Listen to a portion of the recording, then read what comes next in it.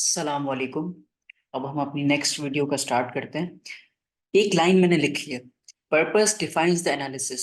तो जब भी हम कोई एनालिसिस करते हैं ना, उसका कोई स्पेसिफिक पर्पस होता है। हम एनालिसिस किसके लिए कर रहे हैं, किस चीज के लिए कर रहे हैं, हमारा मेन एरिया ऑफ फोकस क्या है। तो it must be defined before analysis.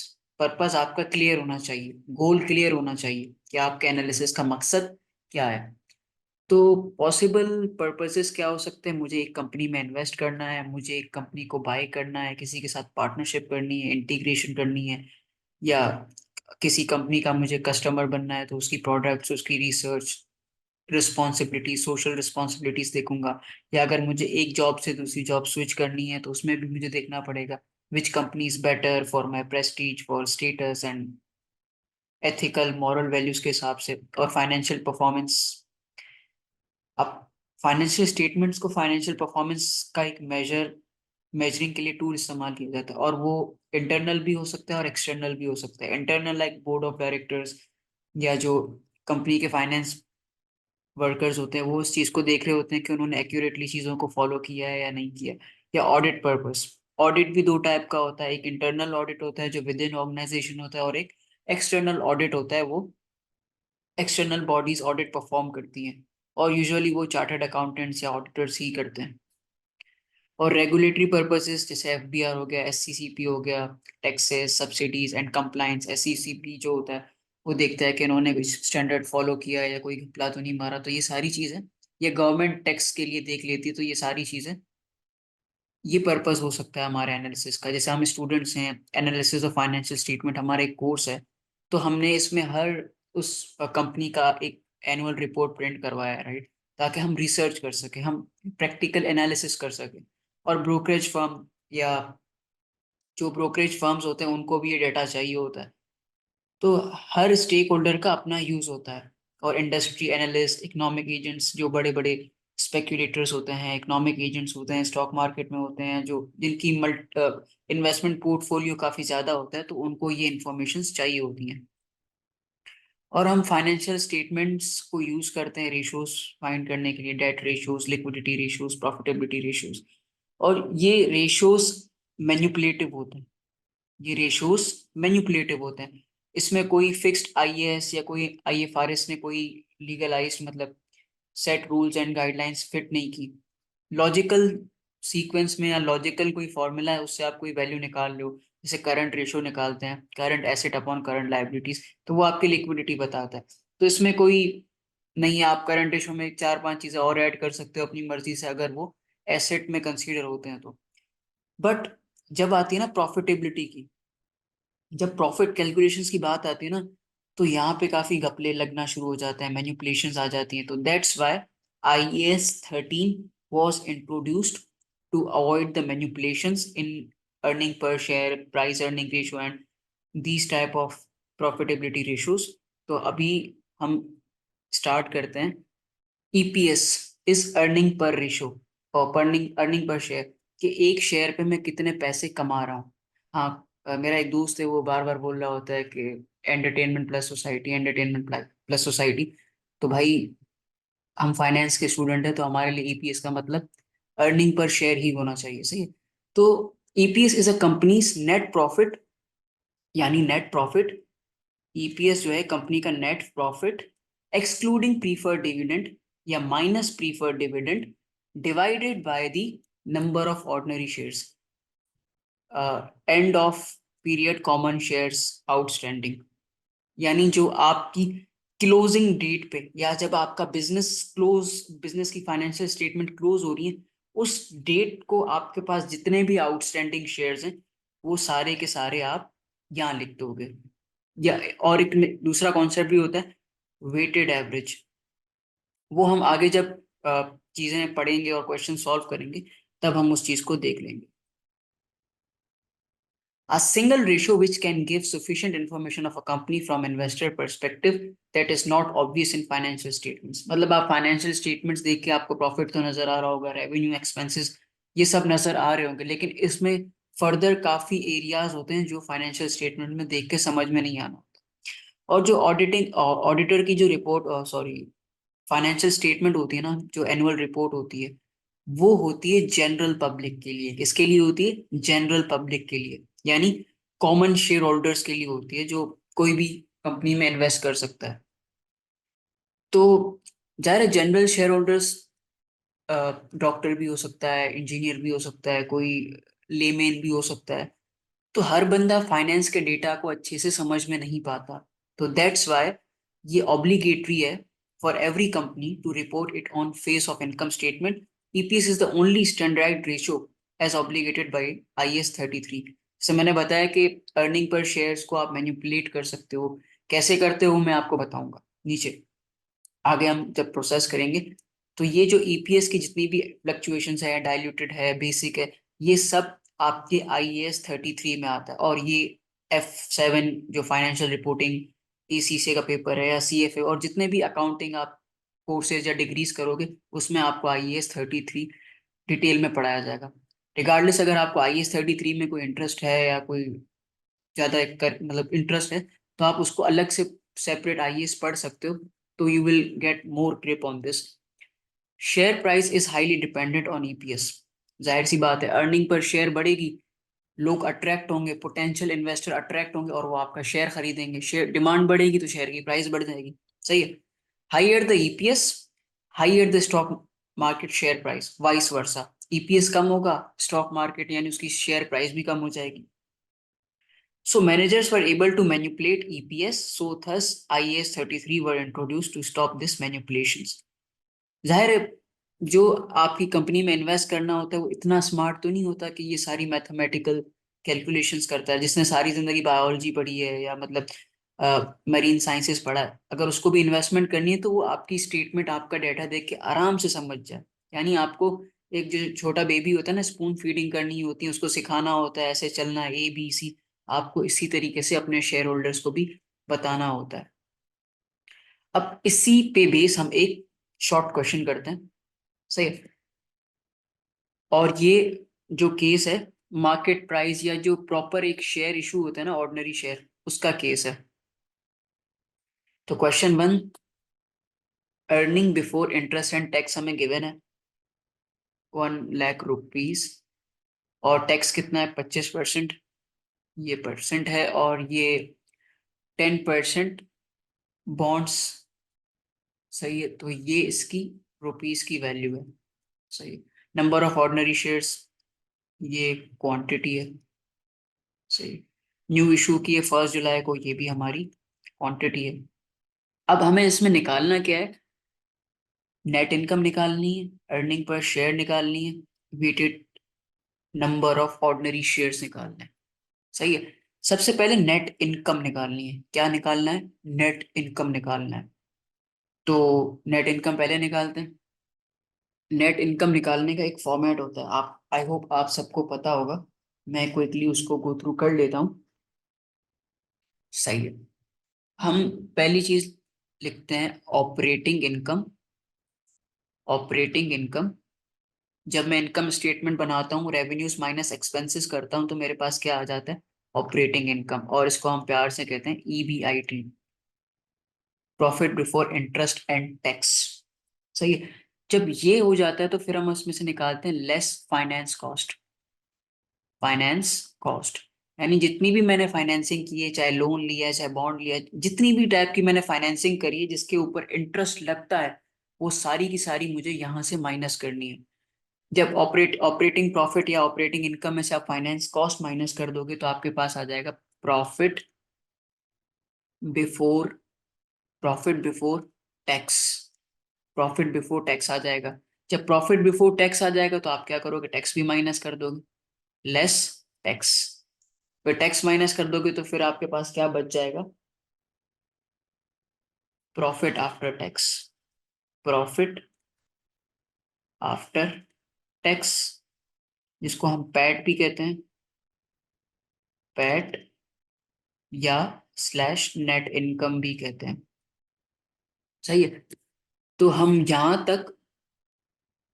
तक अपनी जो डिटेल्स हमारे पास गिवन है उसको फुलफिल करते हैं। भाई नेट इनकम मेरी कितनी है? 1 लाख रुपए। नेट इनकम मेरी है 1 लाख रुपए। सही है। और फाइनेंस कॉस्ट कितनी है? अब यहाँ पे तो सिर्फ बॉन्ड की प्राइस गिवन है, या जो बॉन्ड की वैल्यू है 2 लाख रुपए वो गिवन है। अब फाइनेंस कॉस्ट में कैसे निकालूंगा, इसके साथ मुझे यहाँ पे 10% लिखा है ना, तो इस 10% का मतलब है कि ये इसका 10% फाइनेंस कॉस्ट है। तो फाइनेंस कॉस्ट के लिए मैं क्या करूंगा, 2 लाख पे 10% लगा दूंगा, तो ये हो जाएगी 20,000। फाइनेंस कॉस्ट कितनी हो जाएगी, 20,000।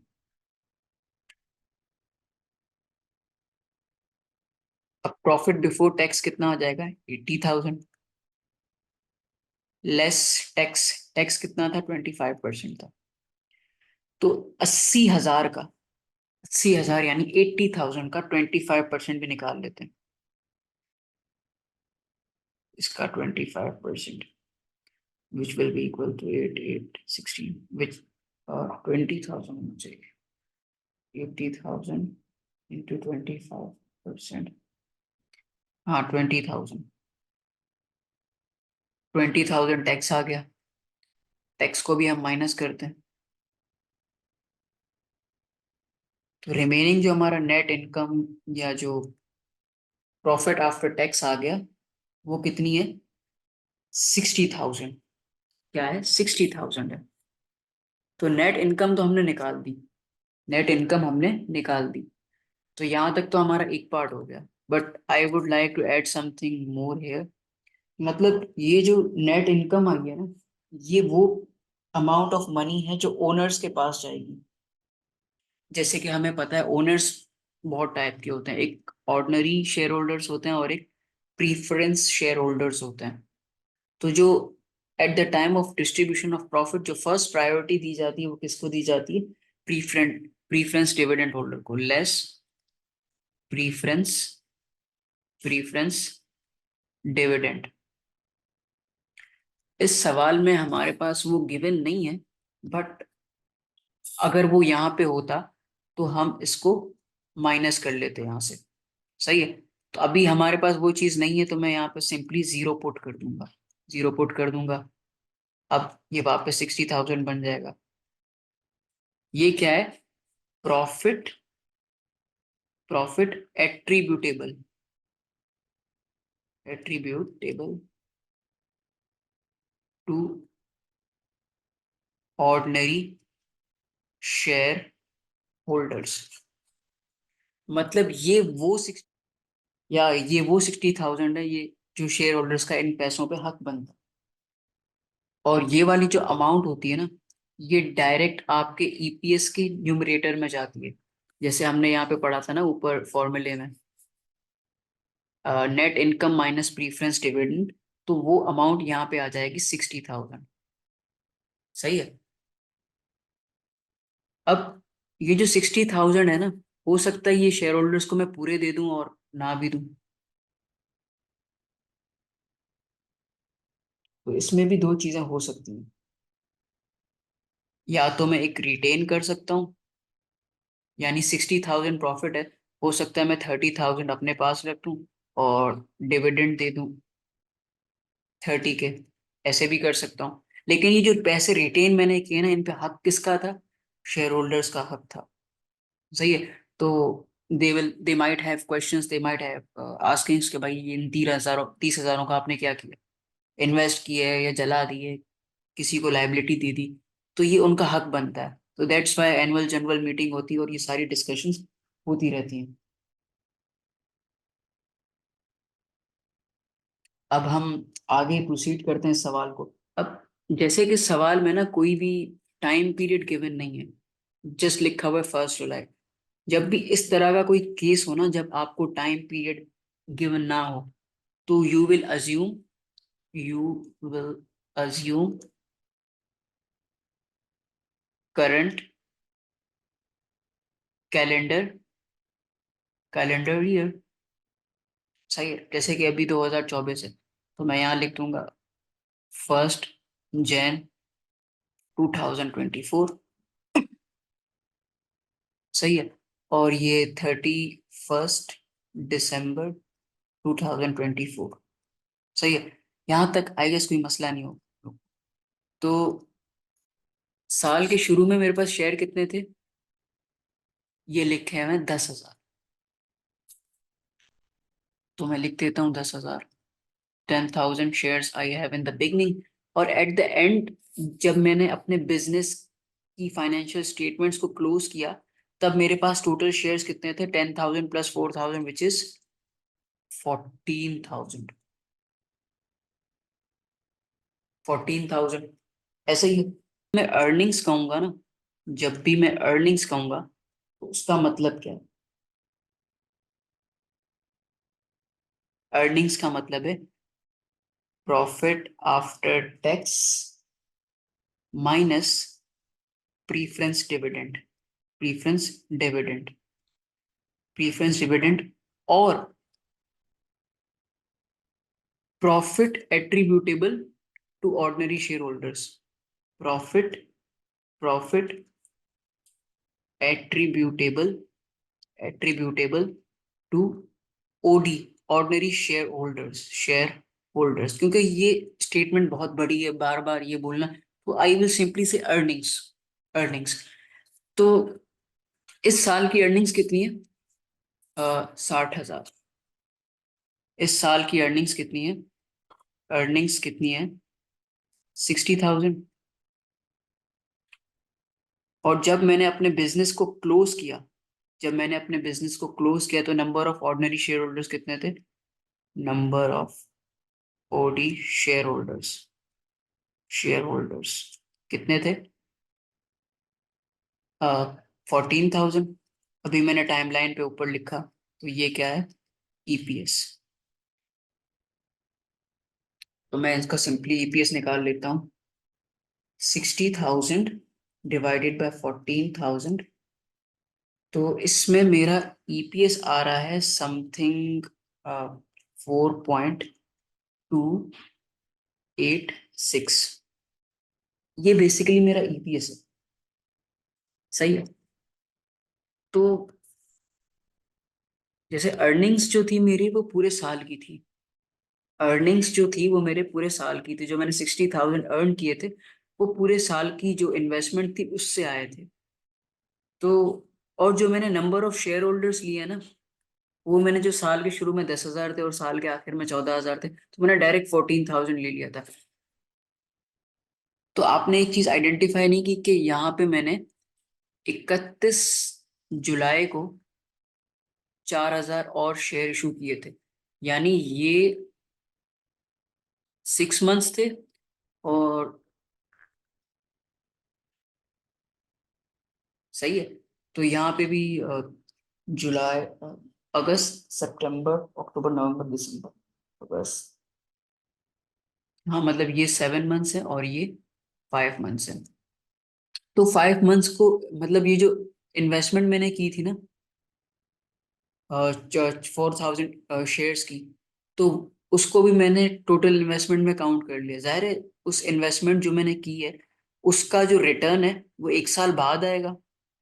सही है। तो यहाँ पे जो मैंने ईपीएस निकाला है ना, वो क्या है? रॉन्ग निकाला है। क्या निकाला है? रॉन्ग निकाला है। इसका एक रीजन है। रॉन्ग क्यों निकाला है? बिकॉज भाई जब मैंने अर्निंग 1 साल की ली है, तो इन्वेस्टमेंट भी 1 साल की लूंगा ना। लेकिन इन्वेस्टमेंट यहाँ पे मैंने 1 साल से मिस की हुई है, मतलब जो 1 साल से ज्यादा की ली हुई है। जो मैंने 4,000 शेयर इन्वेस्ट किए थे उसका आधा रिटर्न 6 महीने या 5 महीने में आएगा और आधा रिटर्न अगले टर्म में आएगा। लेकिन मेरा बीच में अकाउंटिंग पीरियड क्लोज हो रहा है, तो इसकी वजह से मुझे उसको भी मैनेज करना होगा। सही है। तो उसको मैनेज करने के लिए मुझे क्या करना पड़ेगा? अपना वेटेड नंबर ऑफ शेयर्स निकालने पड़ेंगे। तो मैं क्या करता हूँ, इसकी थर्ड रिक्वायरमेंट निकालता हूँ, वेटेड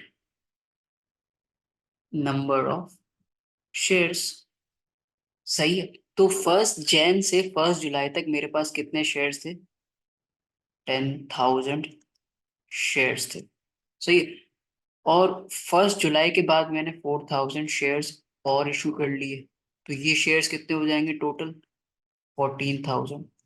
क्योंकि जो ये 10,000 है ये 12 मंथ्स के लिए। सही है। तो साल के एंड में हमारे पास 14,000 शेयर्स थे। अब इसको कैलकुलेट करने का सिंपल अच्छा तरीका क्या है, मैं इसका फॉर्मूला लिख देता हूँ। Weighted average number of shares, weighted number of shares, bracket open, मतलब मेरे पास 10,000 शेयर्स थे, 10,000 शेयर्स थे, और 10,000 शेयर्स, सिर्फ 10,000 शेयर्स थे for 6 months out of 12 months. फिर मैं इसमें ऐड करूंगा, फिर इसमें मैं ऐड करूंगा 14,000 इंटू 6/12, मतलब साल के 6 महीने में मेरे पास सिर्फ 10,000 शेयर्स थे, और साल के अगले 6 महीने में मेरे पास 14,000 शेयर्स थे। तो इससे मैं सिंपली ये फॉर्मूला है इसके पास, इससे आपके पास डायरेक्ट वेटेड एटेड नंबर ऑफ शेयर्स आ जाएंगे। तो मैं निकाल लेता हूँ 10,000,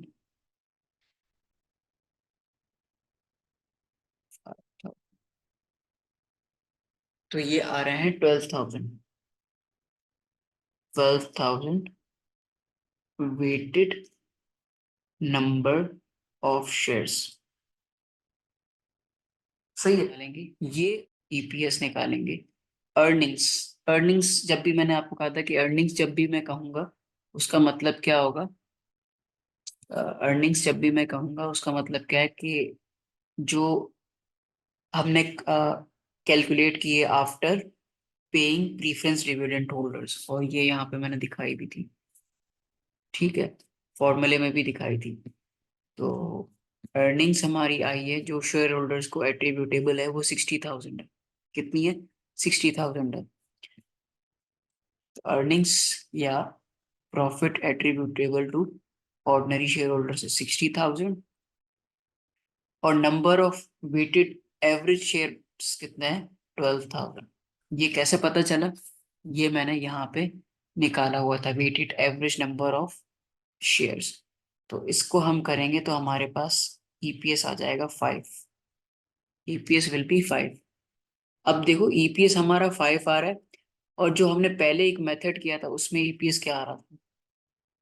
अर्निंग पर शेयर कम आ रहा था। तो इसका मतलब क्या है कि हमने थोड़ी सी, मतलब स्टूडेंट हो गए थे हम, हमने जो इन्वेस्टमेंट का रिटर्न है ना वो उसी ईयर में ही कैलकुलेट कर लिया था। हालांकि उसका जो हाफ रिटर्न है वो 6 मंथ्स में आएगा, और हाफ रिटर्न अगले 6 मंथ्स में आएगा। तो 1 जुलाई से 30 जून 6 मंथ्स होते हैं, और 1 जुलाई से 31 दिसंबर 6 मंथ्स होते हैं।